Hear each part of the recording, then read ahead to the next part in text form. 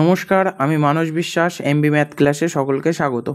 চলো, আজকে যে চ্যাপ্টার নিয়ে আমরা আলোচনা করব সেটা হচ্ছে তাপের ঘটনাসমূহ। তাপের ঘটনাসমূহ বলতে কি, ধরো কোনো একটা লোহার একটা ধাতু নিলাম, সেই ধাতুটার ওপরে যদি আমি গরম করি, হিট করি, তাহলে সেই লোহাটার কি হবে? লোহাটা বাড়বে, আকার বাড়বে, তাই তো? লোহাটার আকার যেমন বাড়বে, দৈর্ঘ্য যেমন বাড়বে, ক্ষেত্রফল বাড়বে, আয়তনও বাড়বে। তাহলে এই যে পাশে একটা ছবি এঁকেছি, দেখো এই ছবিটাতে তুমি কি দেখতে পাচ্ছ? এই ছবিটাতে দেখা যাচ্ছে যে একটা লোহার ধাতু বা কোনো একটা ধাতুর ওপরে কোনো একটি বুনসেন বার্নার বা একটা মোমবাতির মতো জিনিস দিয়ে সেটাকে গরম করা হচ্ছে। তাহলে দেখো বস্তুটার কি হচ্ছে, এই যে গোলাপি কালারের যে অংশটা দেখতে পাচ্ছ, এই গোলাপি কালারের অংশটা হচ্ছে আসল ধাতু।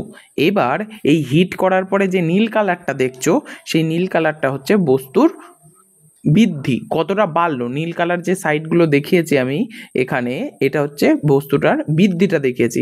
তাহলে একটা কঠিন পদার্থের ক্ষেত্রে কি কি হয়? একটা কঠিন পদার্থের ক্ষেত্রে সাধারণত তিনটে প্রসারণ হয়।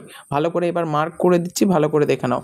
একটি কঠিন পদার্থের ক্ষেত্রে দৈর্ঘ্য প্রসারণ হয়, তারপরে ক্ষেত্র প্রসারণ হয়, আর আয়তন প্রসারণ হয়। তাহলে একটি কঠিন পদার্থের ক্ষেত্রে তিনটে প্রসারণ হয়। প্রসারণ মানে কি? বেড়ে যায়। তাহলে কোনো একটা বস্তুকে যদি গরম করা হয়, তাহলে কি হয়? দৈর্ঘ্য প্রসারণ হয়, ক্ষেত্র প্রসারণ হয়, আর আয়তন প্রসারণ হয়। কি বললাম বুঝতে পারলে? তাহলে কঠিন পদার্থের ক্ষেত্রেই কিন্তু এই তিনটে প্রসারণ হয়। কিন্তু তুমি যদি বলো তরল আর গ্যাসের ক্ষেত্রে কি হয়, তরল আর গ্যাসের ক্ষেত্রে শুধুমাত্র মনে রাখবে, তরল আর গ্যাসের ক্ষেত্রে শুধু আয়তন প্রসারণ ঘটে। ক্লিয়ার করতে পারলাম? তাহলে যদি পরীক্ষায় প্রশ্ন আসে যে তরল বা গ্যাসের ক্ষেত্রে কি প্রসারণ ঘটে, উত্তর হবে আয়তন প্রসারণ ঘটে। আর কঠিন পদার্থের ক্ষেত্রে কি প্রসারণ ঘটে? প্রসারণ মানে কি? কি বাড়ে, কোন জিনিসটা বাড়ে? কঠিন পদার্থের ক্ষেত্রে কি কি বাড়ে? কঠিন পদার্থের ক্ষেত্রে বাড়ে হচ্ছে দৈর্ঘ্য, ক্ষেত্রফল ও আয়তন। আশা করি এইটুকু ক্লিয়ার হলো। এবার হচ্ছে দৈর্ঘ্য প্রসারণ গুণাঙ্ক কাকে বলে? দেখো, দৈর্ঘ্য প্রসারণ গুণাঙ্ক বলতে, এই ধরো একটা লোহার পাত, এই যে ছবিতে দেখতে পাচ্ছ যে লোহার পাতটা রয়েছে, সেই লোহার পাতটাতে ধরো 1 ডিগ্রি উষ্ণতা বাড়ালাম, তাহলে একক দৈর্ঘ্যে যে দৈর্ঘ্যটা বাড়ছে, মানে ওই বস্তুটা, এই লোহার একটা পাতটাকে নিয়ে আমি যদি 1 ডিগ্রি উষ্ণতা বৃদ্ধি করি, মানে টেম্পারেচার বেশি বাড়াচ্ছি না, আমি একক উষ্ণতা বৃদ্ধি করছি। একক উষ্ণতা বৃদ্ধি মানে 1 ডিগ্রি উষ্ণতা বৃদ্ধি। তাহলে 1 ডিগ্রি উষ্ণতা যদি বাড়াই, আমার প্রথমেই 10 ডিগ্রি 50 ডিগ্রি বাড়ানোর দরকার নেই, 1 ডিগ্রি বাড়াও। 1 ডিগ্রি উষ্ণতা বাড়ালে কি হবে? ওই বস্তুটার ক্ষেত্রে কি হবে? দৈর্ঘ্যের, একক দৈর্ঘ্যে যে দৈর্ঘ্য প্রসারণ হবে তাকে বলা হয় দৈর্ঘ্য প্রসারণ গুণাঙ্ক। এই দৈর্ঘ্য প্রসারণ গুণাঙ্ককে কি দিয়ে ডিনোট করা হয়? দেখো এই ব্র্যাকেটে দেওয়া রয়েছে, দৈর্ঘ্য প্রসারণ গুণাঙ্ককে কি দেওয়া হয়? আলফা দিয়ে ডিনোট করা হয়, তাই তো? তাহলে দৈর্ঘ্য প্রসারণ গুণাঙ্ককে আলফা দিয়ে ডিনোট করা হয়। তাহলে এবার দেখো এর ব্যাখ্যাটা দেখো। T1 উষ্ণতায়, মানে প্রথম উষ্ণতায়, ধরো একটা বস্তু নিলাম, সেই লোহার একটি দণ্ড নিলাম, সেই দণ্ডটায় T1 অবস্থায় দৈর্ঘ্যটা যদি L1 হয়, T2 অবস্থায় যদি L2 হয়, তাহলে দৈর্ঘ্য প্রসারণ গুণাঙ্ক, এই যে দৈর্ঘ্য প্রসারণ গুণাঙ্ক, এটাকে কি দিয়ে ডিনোট করি আমরা? আলফা। তাহলে এই আলফা সমান আমরা কি বলতে পারি? দেখো এই যদি হয়, তাহলে আমরা বলতে পারি, মনে রাখবে, L2 মাইনাস L1, ঠিক আছে? একই রকমভাবে এই জায়গায় T2 মাইনাস T1 মনে রাখাটা খুব সহজ, এবং এখানে মনে রাখবে L1 হয়।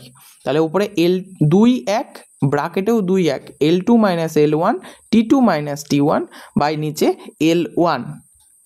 ক্লিয়ার হলো? এটা হচ্ছে আলফা সমান, আলফা মানে কি? দৈর্ঘ্য প্রসারণ গুণাঙ্ককে আলফা দিয়ে ডিনোট করা হয়। এবার পরীক্ষায় ছোট ছোট প্রশ্ন আসে, আলফার একক কি? মনে রাখবে, এই চ্যাপ্টারে যতগুলো মানে মেনলি আলফা বিটা গামা যাই বলুক না কেন, প্রত্যেকের ক্ষেত্রে কিন্তু একক এই degree centigrade, K to the power -1, এবং ডিগ্রি ফারেনহাইট ইনভার্স। কি বললাম বুঝতে পারলে? তাহলে এটা, এটা আর এটা, এই তিনটে জিনিস কিন্তু মনে রাখবে যে, এবং মাত্রীয় সংকেত θ-1। এটা শুধু ভেবো না যেন দৈর্ঘ্য প্রসারণ গুণাঙ্কের ক্ষেত্রে হচ্ছে, এটা দৈর্ঘ্য প্রসারণ গুণাঙ্ক, ক্ষেত্র প্রসারণ গুণাঙ্ক আর আয়তন প্রসারণ গুণাঙ্ক, মানে সাধারণত কঠিন পদার্থে তো এই তিনটেই হয়, সেই জন্য এই পদার্থগুলোর এই তিনটে প্রসারণ গুণাঙ্কই লক্ষ্য করা যায়। এবার লোহার দৈর্ঘ্য প্রসারণ গুণাঙ্ক বলতে কি বোঝো? দেখো, লোহাকে আমি কি বলেছি, একটা লোহার বস্তু নিলে, লোহার একটা দণ্ড নিলে, তার তুমি কি করলে? 1 ডিগ্রি উষ্ণতা বাড়ালে। তাহলে 1 ডিগ্রি যদি উষ্ণতা বাড়াই, মানে কি? টেম্পারেচার বাড়ছে, তাহলে লোহার যে বস্তুটা রয়েছে সেটা অবশ্যই একটু হলেও বাড়বে। সেই বাড়বে, কতটা বাড়বে বলছে, এটি 12.1 অংশ বৃদ্ধি পাবে। যেটা ছিল, যে আয়তনটা ছিল তার 12 ইন্টু 10⁻⁶ অংশ বৃদ্ধি পাবে। ভালো করে বোঝো, একটা লোহার দণ্ড নিলে তাকে যদি টেম্পারেচার একটু বাড়ানো হয়, তাহলে লোহার ওপরে আমরা জানি লোহা তাপের সুপরিবাহী এবং তার মধ্যে তাপ যায়, তাপ গেলে লোহাটা কি হবে, গরম হবে, আর গরম হলে তার কি হবে, দৈর্ঘ্য বাড়বে। আর সেই দৈর্ঘ্যটা কত বলছে, সেই 1 ডিগ্রি উষ্ণতা বৃদ্ধির জন্য সেই দৈর্ঘ্যটা হবে 12 × 10⁻⁶। ক্লিয়ার হলো? আচ্ছা, ক্ষেত্র প্রসারণ গুণাঙ্ক একই রকমের সংজ্ঞা, শুধু এই যে একই রকমের সংজ্ঞা, এই যে দৈর্ঘ্যের জায়গাগুলোতে এই দৈর্ঘ্য প্রসারণ গুণাঙ্কে কি বলেছিলে, প্রতি একক উষ্ণতা বৃদ্ধিতে প্রতি একক দৈর্ঘ্যে, এই দৈর্ঘ্যের জায়গায় ক্ষেত্রফল করে দিবা, তাহলে কঠিন পদার্থের যে ক্ষেত্র বেড়ে যায় তাকে দৈর্ঘ্যে যে ক্ষেত্র, প্রতি একক ক্ষেত্রে যে ক্ষেত্র প্রসারণ হয়, মানে দৈর্ঘ্যের জায়গাগুলোতে ক্ষেত্র করে দিলেই তাহলে ক্ষেত্র প্রসারণ গুণাঙ্ক হবে। আবার এর সংজ্ঞাগুলো মনে রাখা খুব ইজি, দৈর্ঘ্যের জায়গাগুলোতে ক্ষেত্র করে দাও, ক্ষেত্র প্রসারণ গুণাঙ্ক হয়ে যাবে। যদি দৈর্ঘ্যের জায়গাগুলোতে তুমি আয়তন করে দাও, তাহলে এটা হয়ে যাবে আয়তন প্রসারণ গুণাঙ্ক। সংজ্ঞা মনে রাখা খুব ইজি, দৈর্ঘ্যের জায়গাগুলোতে তুমি ক্ষেত্র করে দিও, তাহলে ক্ষেত্র প্রসারণ গুণাঙ্ক। এই জন্য আমি জায়গাটা ফাঁকা রেখে দিয়েছি, একদম সেম টু সেম সংজ্ঞা হবে এবং এইটাই লিখলেই চলে আসবে। আর ক্ষেত্র প্রসারণ গুণাঙ্ককে মনে রাখবে বিটা দিয়ে ডিনোট করা হয়। আর এই বিটা সমান বলা যায় কি, মনে রাখবে একদম ইজি, আগেরটার মতো কি লিখলাম, 2s2 - s1, এখানে ব্র্যাকেট দিয়ে t2 - t1, আর এখানে কি হবে বলো, এখানে হবে s1। ভালো করে দেখো, এটার সাথে মিল আছে অনেকটা, ভালো করে আরেকবার দেখে নাও। এই যে এটা যেটা করলাম, এটা কি করেছিলাম, 2 1 1 2 1, তাই তো? এখানেও দেখো 2 1 2 1 1 2 1, তার মানে শুধু এস হয়ে যাবে, ওটাই এল ছিল, এই জায়গায় এস হয়ে যাবে, কারণ এস মানে পৃষ্ঠতলের ক্ষেত্রফল, পৃষ্ঠতলের ক্ষেত্রফল এস দিয়ে ডিনোট করা হয়। যেমন কারণ দৈর্ঘ্যকে ধরো, দৈর্ঘ্যকে ইংরেজিতে এল দিয়ে, কারণ দৈর্ঘ্যকে ইংরেজিতে লেন্থ বলা হয়, সেই জন্য এল দিয়ে ডিনোট করা হয়। আর ক্ষেত্রকে বলা হয়, ক্ষেত্র প্রসারণ গুণাঙ্ককে বা ক্ষেত্রফল, পৃষ্ঠতলের ক্ষেত্রফলকে বলা হয় সারফেস টেনশন। ওই সারফেস টেনশন বলার জন্য এটাকে এস দিয়ে ডিনোট করা হয়, মানে এস দিয়ে বলা হয়, যে সেই জন্য s2 - s1 s1 t2 - t1। আচ্ছা, আয়তন প্রসারণ গুণাঙ্ক সংজ্ঞা নিশ্চয়ই বলতে হবে না, ওই একই রকমের সংজ্ঞা আরেকবার বলে দিই। এই ক্ষেত্রফল, এই দৈর্ঘ্য, এই তিনটের জায়গায় আয়তন করে দিলেই আয়তন প্রসারণ গুণাঙ্ক হয়ে যাবে। আর একই রকমভাবে বলো তো, এইটা কি হবে, T1 উষ্ণতায় যদি আয়তন V1 হয়, তাহলে T2 উষ্ণতায় যদি V2 হয়, তাহলে আয়তন প্রসারণ গুণাঙ্ক কী হবে বলতে পারবে? একই রকমের কী হবে, V2 - V1 ব্র্যাকেটের মধ্যে কত দেবো, T2 - T1 বাই এই জায়গাটায় কত দেবো, V1। দেখো 2 1 1 2 1 এলো। এবার পরীক্ষায় যদি বলে আলফা বিটা গামার মধ্যে সম্পর্ক, আলফা মানে কি, দৈর্ঘ্য প্রসারণ গুণাঙ্ক, এটা মানে কি, এই আলফা মানে কি বললাম, দৈর্ঘ্য প্রসারণ গুণাঙ্ক, বিটা মানে কি, ক্ষেত্র প্রসারণ গুণাঙ্ক, গামা মানে কি, গামা মানে হচ্ছে আয়তন প্রসারণ গুণাঙ্ক। এই দুটোর মধ্যে সম্পর্ক মনে রাখবে, আলফা বাই 1 খুব সহজ, এটা অনেকবার এসছে, বিটা বাই 2 আর গামা বাই 3। সহজ না, তিনটে মনে রাখা, তাহলে আলফা বাই 1, বিটা বাই 2 আর গামা বাই 3, এটা হচ্ছে আলফা বিটা আর গামার মধ্যে সম্পর্ক। ক্লিয়ার হলো? এইবার বলি তরলের আপাত প্রসারণ। এটা জানার জন্য এই দেখো, আমি একটা বাঁদিকে একটা ছবি এঁকেছি, ধরো এর মধ্যে কিছু একটা তরল নিলে কোনো একটা বস্তুর মধ্যে, এবার এখানে তুমি একটা গরম করছো কোনো একটা জিনিস, বস্তু দিয়ে এটাকে যদি তুমি একটা গরম করো, তাহলে কী হবে বলো তো, জলের নিশ্চয়ই আয়তনটা বাড়বে। এবার শুধু জলের আয়তন কিন্তু বাড়বে না, জলের সাথে সাথে যে পাত্রে রাখবে, কোনো একটা নিশ্চয়ই ধাতুর পাত্র নিয়ে তারপরেই তুমি এই জলটাকে গরম করবে, হ্যাঁ কিনা বলো? তাহলে এই ধাতুর পাত্র নিলে, তাহলে তার উপরে যদি গরম করা হয়, যদি শুধু জলের আয়তনটা ধরা হয়, আগে কনসেপ্টটা বুঝে নাও, যদি শুধু জলের আয়তনটা ধরা হয়, যে জলের আয়তনটা কতটা বাড়লো, নিশ্চয়ই গরম করলে আয়তন বাড়বে, তরলের আয়তন বৃদ্ধি পারবে। এবার তরলের আয়তন কতটা বৃদ্ধি পেল, সেইটা যদি ধরো, সেটা হচ্ছে তরলের প্রকৃত প্রসারণ। কি বললাম বুঝতে পারলে? তাহলে তরলের এটাকে বলা হয় আপাত প্রসারণ। আপাত প্রসারণ কোনগুলো, যদি যেটুকু শুধু তরল কতটুকু বাড়লো সেইটা। এবার এই তরলের তরল কতটা বাড়লো প্লাস কতটা এই যে পাত্রটা কতটা বাড়লো, পাত্রটাও তো গরম হয়ে বাড়বে, হ্যাঁ কি না? তাহলে পাত্রও যদি গরম হয়ে বাড়ে তাহলে বলবো তরলে এই দুটো যোগ করলে তরলের প্রসারণ, তরল কতটা বাড়লো গরম হয়ে, এবং তার সাথে সাথে এই বস্তুটার পাত্রটা কতটা বাড়লো গরম হয়ে, এই দুটোকে একসাথে ধরলে তাহলে বলা হয় তরলের প্রকৃত প্রসারণ। তাহলে কি বলবো, কোনো একটা তরলকে কোনো একটা পাত্রে নিয়ে উত্তপ্ত করা হলে সেই পাত্রের প্রসারণকে অগ্রাহ্য করলে, মানে কতটা পাত্র, মানে গরম হয়ে ধাতুটা ওই যে ধাতুর পাত্রে নিয়ে তুমি গরম করলে, অর্থাৎ ধাতুটা গরম হয়ে কতটা বাড়লো সেটা আমার দেখার দরকার নেই, শুধু কতটা তরলটা বাড়লো, কত পরিমাণ তরল বাড়লো সেইটা পাইলেই তাকে বলা হয় তরলের আপাত প্রসারণ। আর যদি তরলটা কতটা বেড়েছে সেটাও নিতে হবে, আবার পাত্রটা কতটা বেড়েছে সেটাও নিতে হবে, এই দুটো একসাথে যোগ করলে তাহলে বলা হয় তরলের প্রকৃত প্রসারণ। ক্লিয়ার হলো? তাহলে আপাত প্রসারণ মানে কি, তরলটা কতটা বাড়াকে বলা হয়, শুধু তরলটা বাড়ালে, কোনো একটা তরল নিয়ে তাকে যদি গরম করো, সোজা কথায় কোনো একটা তরল নিয়ে যদি গরম করা হয় তাহলে তরলটা কতটা বাড়লো সেটাকে বলা হয় আপাত প্রসারণ। আর তরলটা কতটা বাড়লো আর তার সাথে সাথে ওই পাত্রটা গরম হয়ে কতটা বাড়লো, এই দুটো একসাথে যুক্ত করলে যে প্রসারণটা পাওয়া যায় তাহলে বলা হয় তরলের প্রকৃত প্রসারণ। এবার দেখো তরলের আপাত প্রসারণ গুণাঙ্ক, এটাকে কি দিয়ে এবার লিখে নেবে, তরলের প্রতি একক উষ্ণতা বৃদ্ধিতে একক আয়তনে যে আপাত প্রসারণ হয় তাকে বলা হয় তরল পদার্থের প্রতি একক উষ্ণতা বৃদ্ধিতে প্রতি একক আয়তনে যে আপাত প্রসারণ হয় তাকে বলা হয় তরলের আপাত প্রসারণ গুণাঙ্ক। এগুলো একটু দেখে নেবে। এবার দেখো তরলের কোনো পদার্থের আয়তন V1 ও আপাত আয়তন V2 ড্যাশ যদি হয় তাহলে আপাত প্রসারণ গুণাঙ্ক এইটা সমান কি লেখা যেতে পারে, ভালো করে দেখো, এই আপাত প্রসারণ গুণাঙ্ক এইটাকে গামা এ, এটাকে বলা হয় গামা 2 ড্যাশ মাইনাস গামা 1, এই V1 দিয়েও বলা যায়, হ্যাঁ V1 দিয়েই বলছি, V2 dash minus V1 by V1 T2 minus T1। এটা হচ্ছে তরলের আপাত প্রসারণ গুণাঙ্কের সূত্র, V2 dash minus V1 by V1 T2 minus T1। এই ধরনের প্রশ্ন খুব কম আসে। আর তরলের প্রকৃত প্রসারণ গুণাঙ্ক কাকে বলে, একই রকমের সংজ্ঞা তুমি লিখবে, তরলের প্রতি একক উষ্ণতা বৃদ্ধিতে প্রতি একক আয়তনে যে কি হয় আপাত প্রসারণ হয়, আপাত প্রসারণ হলে তাকে আপাত প্রসারণ গুণাঙ্ক বলে। একদম আমি তোমাকে দেখিয়ে দিই, কোনো পদার্থের প্রতি একক উষ্ণতা বৃদ্ধিতে প্রতি একক আয়তনে যে আপাত প্রসারণ হয় কে আপাত প্রসারণ গুণাঙ্ক বলে। আর এইটুকু সেম টু সেম লিখবে সংজ্ঞায়, সেম টু সেম লিখলে এটার ক্ষেত্রে সেম টু সেম লেখা হয়ে গেল। লেখা হয়ে যাওয়ার পরে যে প্রকৃত প্রসারণ হয়, আপাত প্রসারণ হয় তাকে বলা হয় আপাত প্রসারণ গুণাঙ্ক, আর যে প্রকৃত প্রসারণ হয় তাকে বলা হয় প্রকৃত প্রসারণ গুণাঙ্ক। কি বললাম বুঝতে পারলে?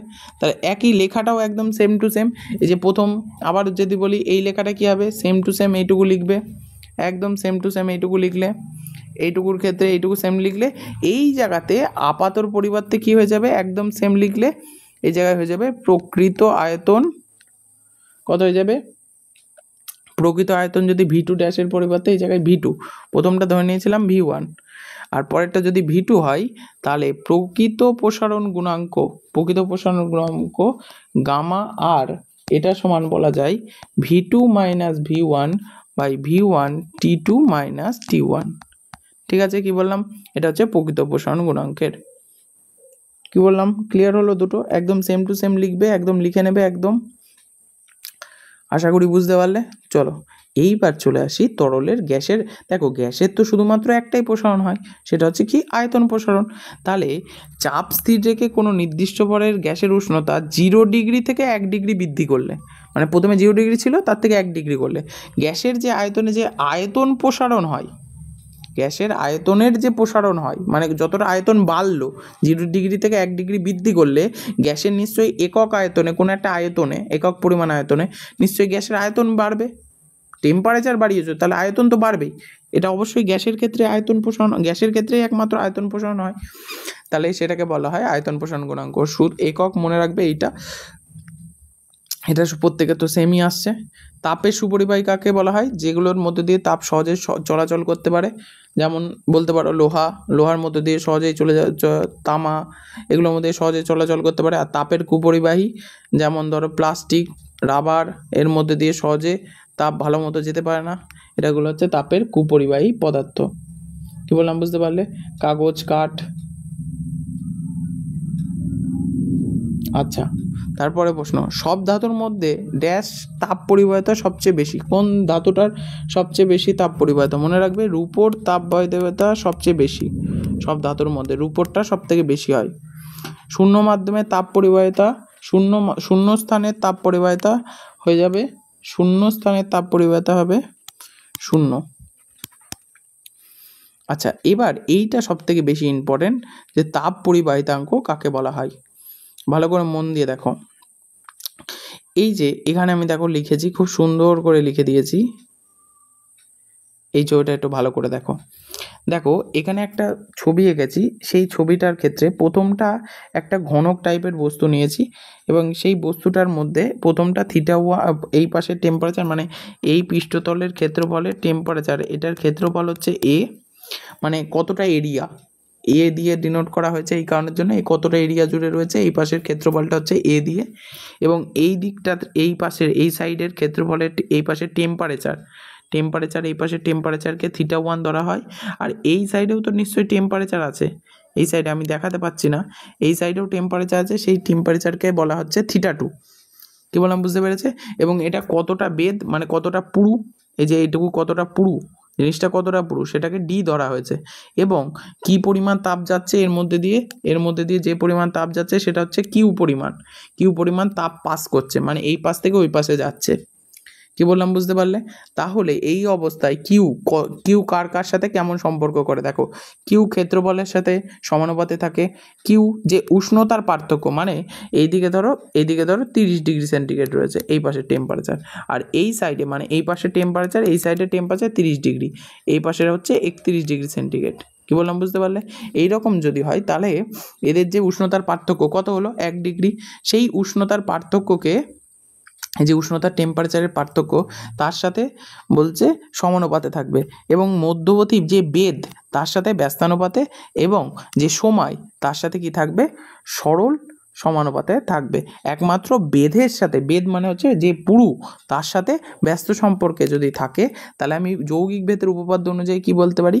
এই 3টে কিউ ভ্যারিজের জন্য একটা কিউ ভ্যারিজেস কমন টাইপের গেল, কমন বলা যায়।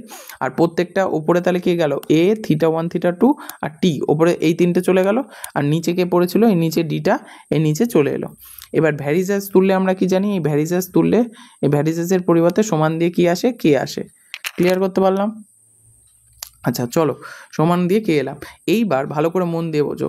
এইবার আমি প্রত্যেকটার মান 1 ধরে নিচ্ছি, মানে এর মান 1, এইটার মান 1, এটার মান 1 এবং এটার মান 1, সবগুলো যদি 1 ধরে নাও, তার মানে এ সমান 1, এ মানে কি? ক্ষেত্রফল মানে হচ্ছে 1, ডি মানে কি? বেদটা কত? সেটাও 1, θ1 মাইনাস θ2, মানে এদের যে উষ্ণতার পার্থক্য, কোন একটা তলের এই পাশে 31 ডিগ্রি, ওই পাশে 30 ডিগ্রি, তাহলে এদের উষ্ণতার পার্থক্য কত? 1, এরম যদি হয়। এবং টেম্পারেচার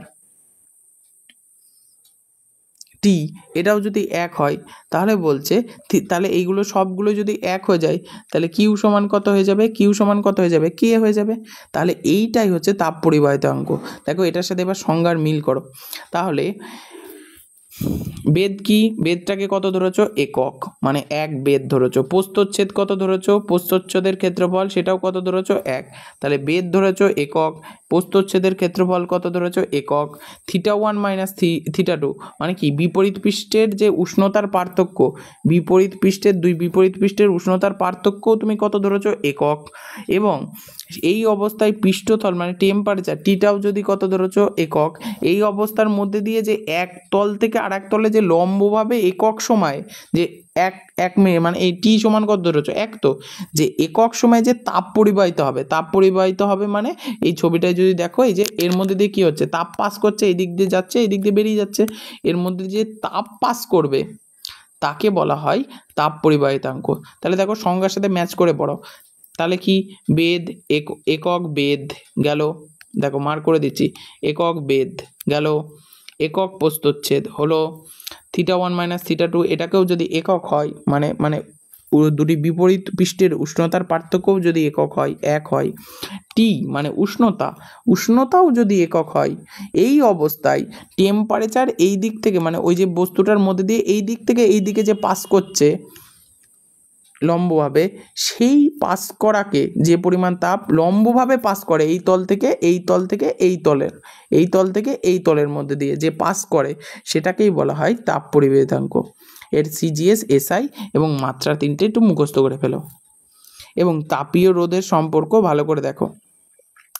তাপীয় রোধ, তাহলে আমরা কিউ ইকুয়াল টু এখান থেকে কি পেলাম বলো তো? কিউ ইকুয়াল টু এখান থেকে কি পেয়েছি আমরা সূত্র থেকে? কিউ সমান, ভালো করে দেখে নাও, কিউ সমান এখান থেকে কি পেয়েছি দেখো, K into A θ1 - θ2 T by D. ডিকে অনেক সময় এল দিয়েও বলা হয়, ওই জন্য ডিকে ভালো করে সূত্রটা দেখে নিয়েছো। এবার এই সূত্রটা আরেকবার লিখবো আমি, দেখো এখানে লিখেছি থিটা ইকুয়াল টু কে, এইটা ওই ডি এর পরিবর্তে এই জায়গাতে আমি এল লিখেছি, কোনো ব্যাপার না, লেন্থ কতটা দৈর্ঘ্য সেই হিসাবে লেখা যায়। তাহলে এবার এই তারপরের লাইনে কি করেছি, তারপরের লাইনে এই যে টিটা ছিল, এই টিটাকে কিউ এর তলায়, এই যে কিউটার তলায় নিয়ে এসেছি, তাহলে এই টিটাকে কিউ এর তলায় নিয়ে আসলে তলায় চলে গেল। তারপরের লাইনে কি করলাম, তারপরের লাইনে এই যে কে আর এ এই দুটোকে কার তলায় পাঠিয়ে দিলাম, এই এল এর পাশে, মানে এল এর তলায় পাঠিয়ে দিলাম কে আর একে, তাহলে উপরে পড়ে থাকলো কত, θ1 - θ2 বাই এল বাই কে, এটা হলো। আর আমরা ওহমের সূত্র সমান কি জেনেছি, আই সমান ভি2 ভি1 - ভি, মানে বিভব প্রভেদ ভি1 - ভি2 বাই আর, কি হলো। এবার আই মানে আবার কি জানি, আমরা জানি কিউ ইকুয়াল টু আইটি। এখান থেকে আমরা কি বলতে পারি,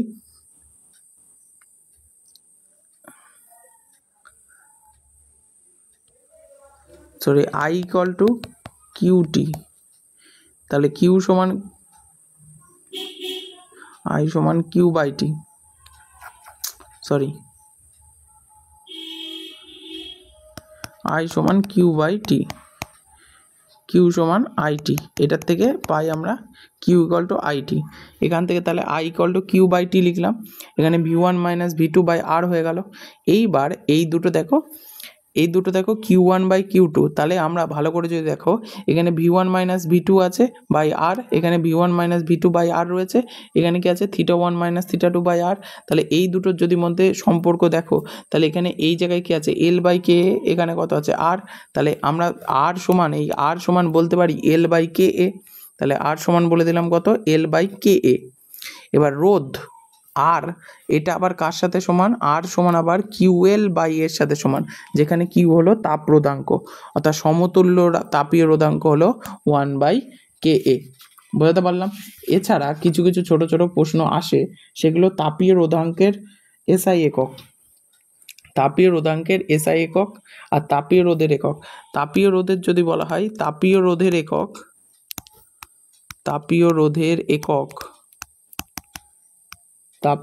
একক হলো kW-1 এবং মাত্রীয় সংকেত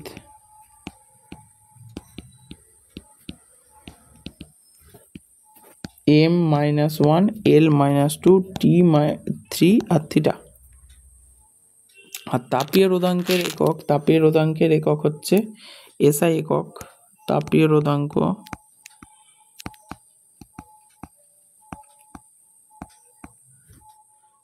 রোধাঙ্ক এসআই একক হচ্ছে m/kW-1 আর মাত্রীয় সংকেত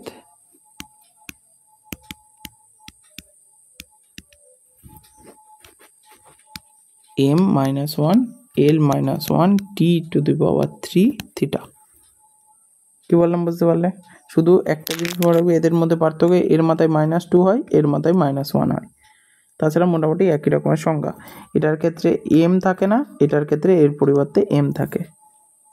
কি বললাম বুঝতে পারে? সংখ্যা সূত্র দুটো মনে রাখা, তাপীয় রোধাঙ্ক আর তাপীয় রোধের এসআই একক এবং মাত্রীয় সংকেত দুটো মনে রাখা সহজ। আশা করি বুঝতে পারলে। তাহলে আজকে এই অবধি, পরবর্তী ভিডিওতে দেখা হচ্ছে।